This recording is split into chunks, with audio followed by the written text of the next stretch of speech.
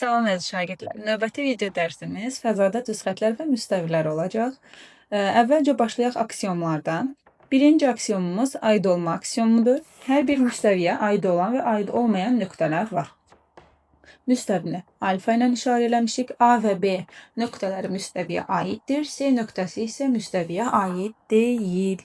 İkinci, kəsişən iki düz xəttdən yalnız bir müstəvi keçirmək olar.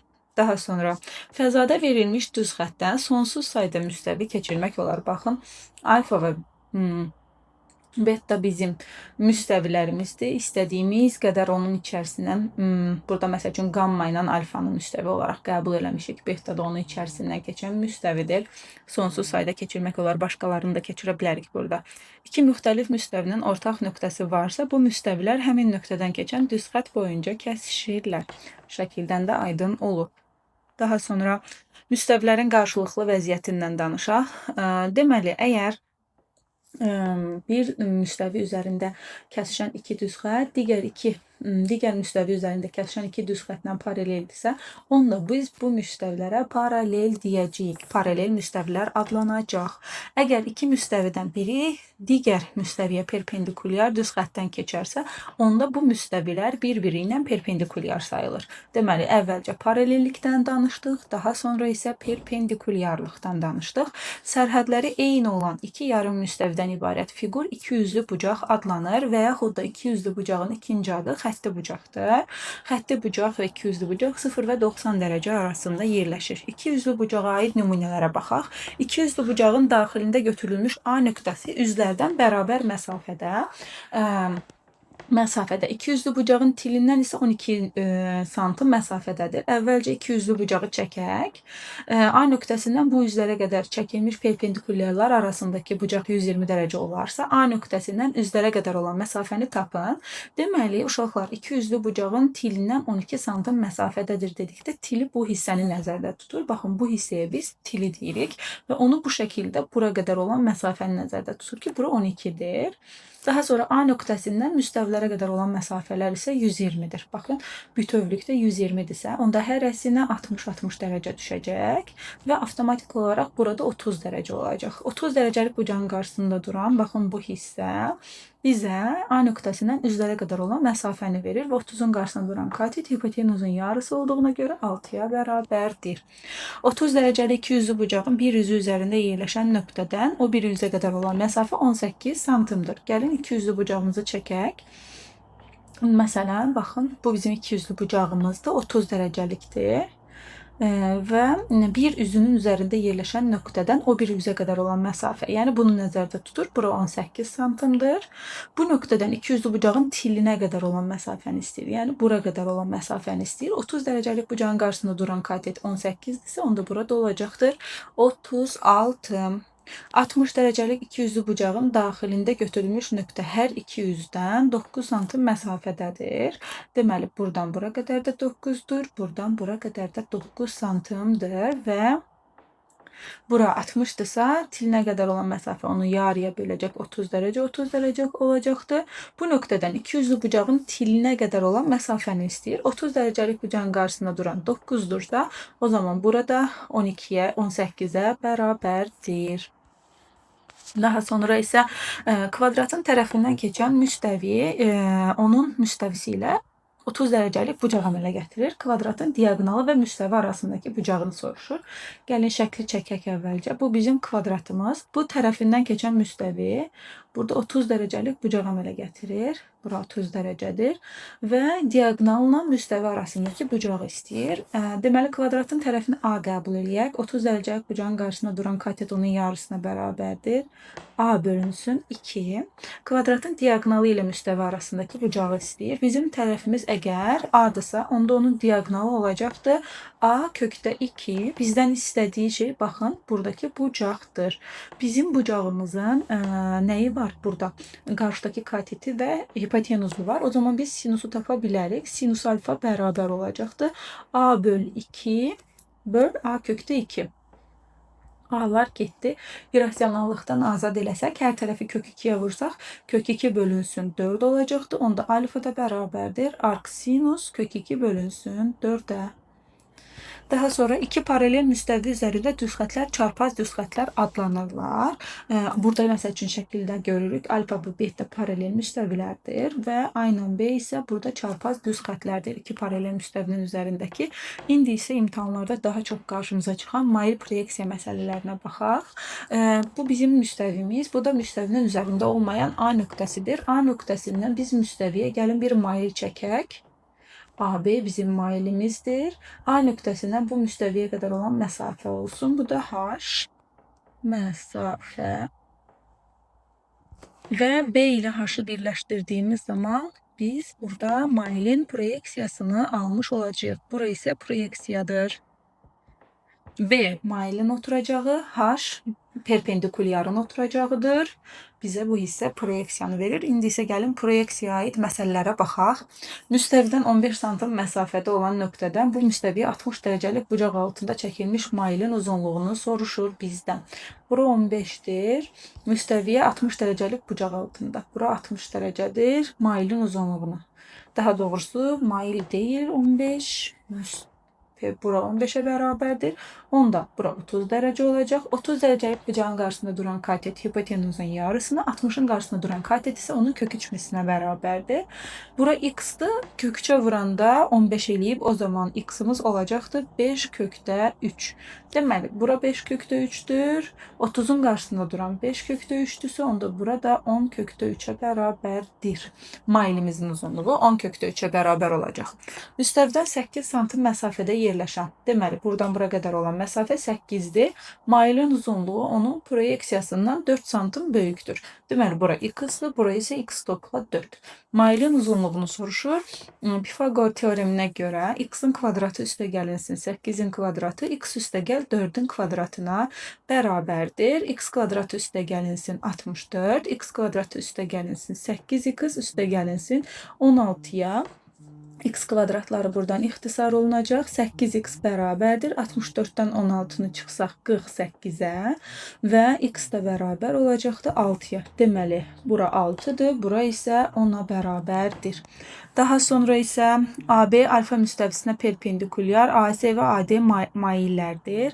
ACB 30 dərəcədir, bura 30 dərəcədir. AC 8-dir. BD 3'dür. AD'ni soruşur. Bunu soruşur bizdən. 30 dərəcəlik bucağın qarşısında duran katet hipotenuzun yarısıdır. Ona görə bura 4 düşəcək. Bura 3'dür, bura 4'dürsə avtomatik olaraq hipotenuzumuza 5 düşəcəkdir və AD'miz, hipotenuzumuz 5 sm olacaq. Müstəvidən 4 sm məsafədə yerləşən nöqtədən iki mail müstəvi ilə uyğun olaraq 45 dərəcəlik və 30 dərəcəlik bucaqlar əmələ gətirir. Deməli, bura 45 dərəcədir, burada 30 dərəcədir. Maillərin proyeksiyaları arasındakı bucaq 150 dərəcədir. Maillərin oturacaqları arasındakı məsafəni tapın. Bunu istəyir bizdən. Bura 4 sm-dır. 45 dərəcə bura 4 sm-dırsa, onda bu da 4 sm olacaq. Bərabər yanlı düz bucaqlı 3 bucaq alınır. 4, 4, onda bura 4 kökdə 2 olacaqdır. 30 dərəcəlik bucağın qarşısında duran 4-dürsə, bura 4 kökdə 3, bura isə 8 sm olacaq. Bizdən istədiyi nədir? Bu iki oturacaq arasında qalan məsafəni tapmaq. Biz kosinuslar teoremindən istifadə eləyəcəyik burada. Bura 150, iki tərəfi arasında qalan bucaq veriləndə üçüncü tərəfi tapmaq üçün kosinuslar teoremindən istifadə edirik. Kosinuslar teoreminə görə 4'ün kvadratı üstə gəlinsin, 4 kökdə 3'ün kvadratı çıxılsın, 2 vur, 4 vur, 4 kökdə 3 vur, kosinus 150, kosinus 30'a bərabərdir, amma mənfisi ilə qarşıya müsbət gələcək.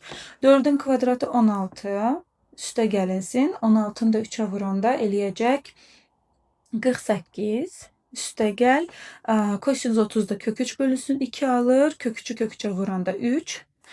Bu 2 ilə də kök 3 bölü 2'nin ikisi ixtisara gedər. 16 vur 3, bu da 48 eləyəcək. O da olacaqdır, 48 ilə 48'in cəmi 96, 96'ın da üzərinə 16 gələndə olacaq 112. O da bərabərdir, 16 vurulsun 7'yə, yəni 4 kökdə 7'yə. Cavab B bəndi.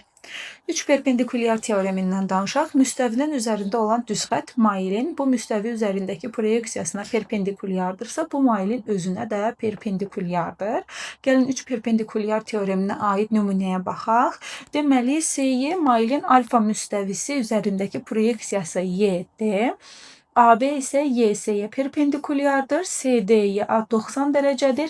YS bizə 25 santımı veribdir. DS 20. 25 bura 20-dirsə düz bucaqlı üç bucağa görə Pifagor teoremindən YD-nin 15 olduğunu tapırıq.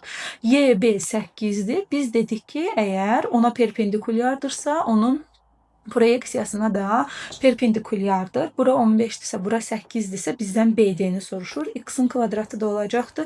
15-in kvadratı üstə gəlinsin 8-in kvadratına. O da eləyəcəkdir.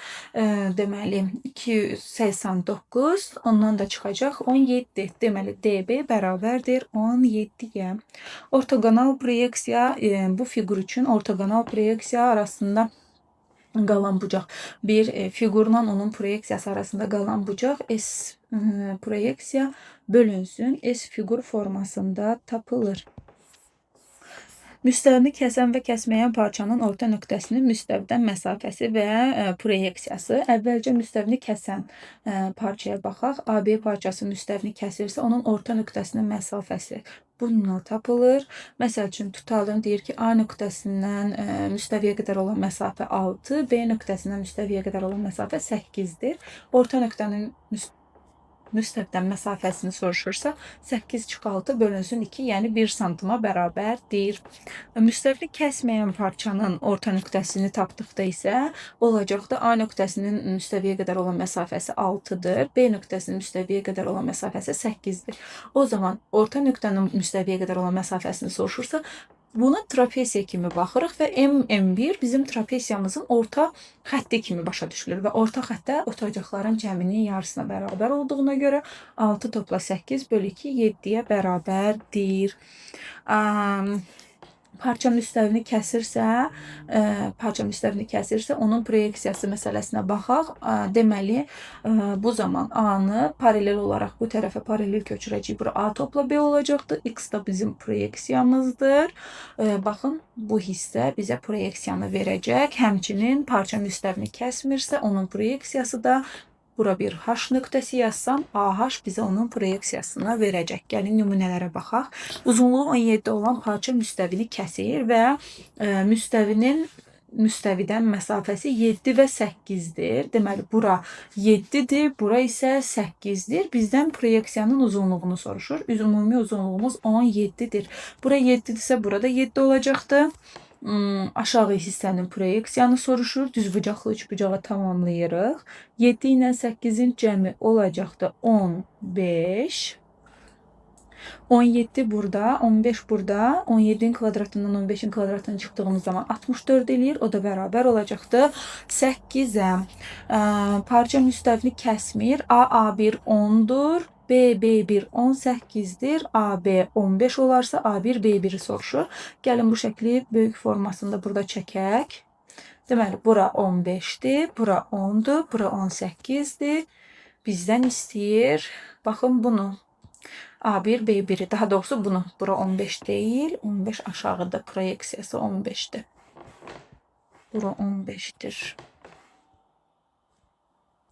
Bura 10-dursa burada 10 düşəcək. 18-dən 10 çıxanda 8, 8, 15. Bu da olacaqdır nə?